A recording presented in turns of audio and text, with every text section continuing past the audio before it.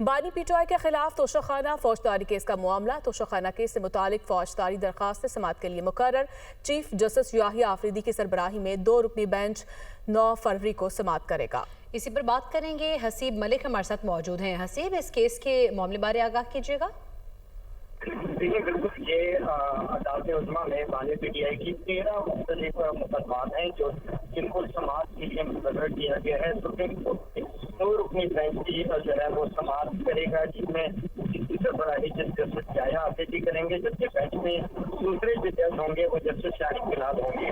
ان 13 مقدمات میں حسیب ملک ہمارے ساتھ ہی موجود رہے گا۔ ایک بار پھر سے اپنے ناظرین کو بتاتے چلیں کہ بانی پی ٹی آئی کے خلاف توشخانہ فوجداری کیس کا یہ معاملہ ہے۔ توشخانہ کیس سے متعلق فوجداری درخواست سماعت کے لیے مقرر۔ چیف جسٹس یاحییٰ آفریدی کی سربراہی میں 2 رکنی بینچ 9 فروری کو سماعت کرے گا۔ جسٹس شاہد بلال حسن بھی 2 رکنی بینچ کا حصہ ہوں گے۔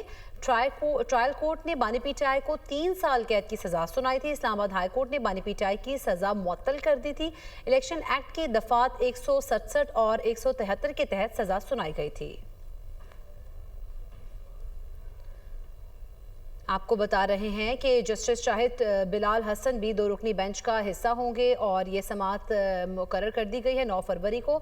بانی پی ٹی آئی کے خلاف توشخانہ فوجداری کیس کا معاملہ ہے۔ توشخانہ کیس سے متعلق فوجداری درخواستیں سماعت کے لیے مقرر کر دی گئیں۔